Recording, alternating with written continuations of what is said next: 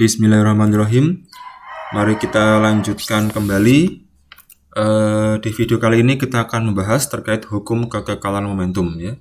Jadi secara definisi ya, hukum kekekalan momentum itu menyatakan bahwa jika gaya luar yang bekerja pada suatu sistem adalah nol, maka momentum linier total sistem tersebut akan tetap konstan atau sama.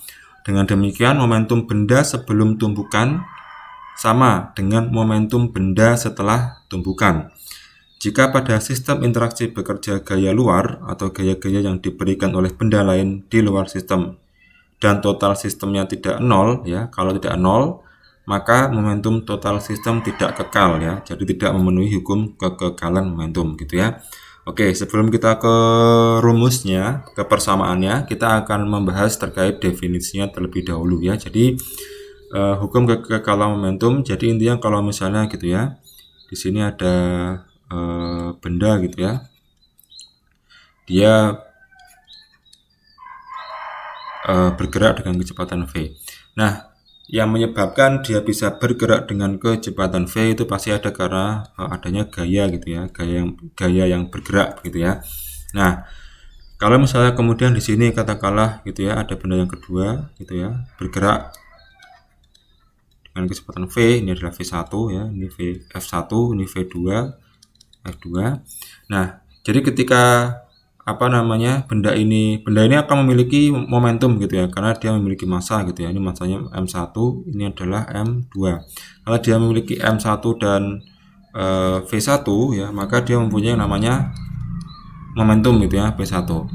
Ini juga ya m2 dan v2 ya, ini adalah p2 gitu ya. Jadi ketika ini bertumbukan begitu ya, yang satu ke arah kanan, yang ini ke arah kiri ya, mereka memiliki momentum, dan ketika tumbukan mereka akan bertumbukan gitu ya. Kemudian setelah itu momentumnya tetap sama gitu ya, momentumnya tetap sama. Memang mungkin berubah adalah kecepatan dan sebagainya, tapi intinya adalah momentumnya tetap sama. Momentum totalnya akan tetap sama gitu ya. Nah, tapi kalau misalnya ternyata kok setelah tumbukan dari luar diberikan F tambahan gitu ya, setelah tumbukan dikasih misalnya ada F tambahan gitu ya, F tambahan dari luar ya, ini juga misalnya dikasih F lagi gitu ya. Nah, maka dia tidak kekal sistemnya gitu ya. Jadi jika ada F dari luar ya, maka momentum total tidak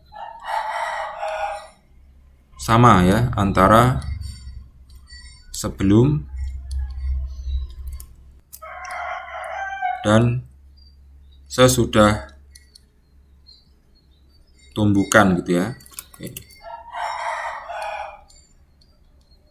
Tumbukan ya. Jadi kalau kita berbicara terkait hukum kekekalan momentum gitu ya, kita tidak akan jauh-jauh membahas terkait tumbukan ya.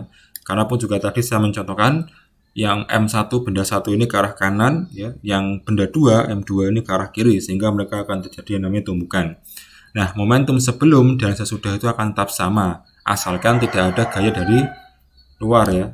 Jadi kalau tidak ada gaya dari luar, itu momentum total ya, P1 tambah P2 itu akan tetap sama ketika setelah tumbukan. Tapi kalau misalnya ada ya, itu nanti tidak akan memenuhi kekekalan momentum gitu ya. Nah, secara persamaan ya itu seperti ini ya. Jadi P sebelum atau momentum sebelum sama dengan momentum sesudah ya. Oke. Nah, untuk yang P sebelum ya itu adalah P1 ditambah ini P1 ditambah dengan P2. Nah, totalnya gitu ya, itu akan sama dengan ketika P1 sesudahnya jadi P1 aksen ya ditambah P2 aksen. Jadi kalau misalnya yang di sini adalah 10 tambah 20, ya ini kan 30 totalnya ya. Maka yang P1 ini mungkin dia akan jadi 5 misal gitu ya. Tapi yang P2 akan 25 gitu ya. Atau mungkin berbalik, yang P1 jadi 20, yang P2 jadi 10 bisa. Asalkan nanti hasilnya tetap sama yaitu 30 ya. Gitu. Oke.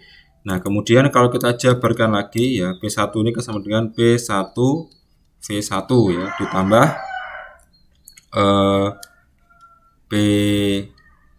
M2 ya, P2 M2 kali V2.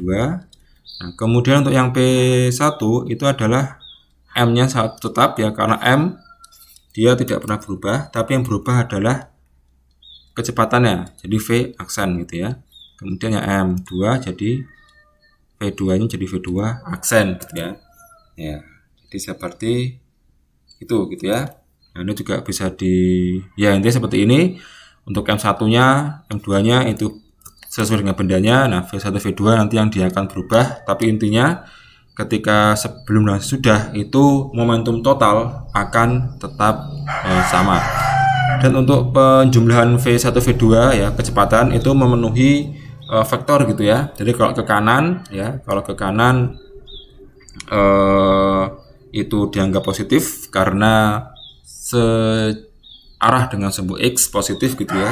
Kalau ke kiri dia dianggap sebagai negatif. Nah, nanti untuk lebih jelasnya akan kita bahas di video yang berisi terkait contoh-contoh soal. Baik, terima kasih untuk video ini terkait hukum kekekalan momentum. Kita akan lanjutkan di video selanjutnya. Terima kasih atas perhatiannya.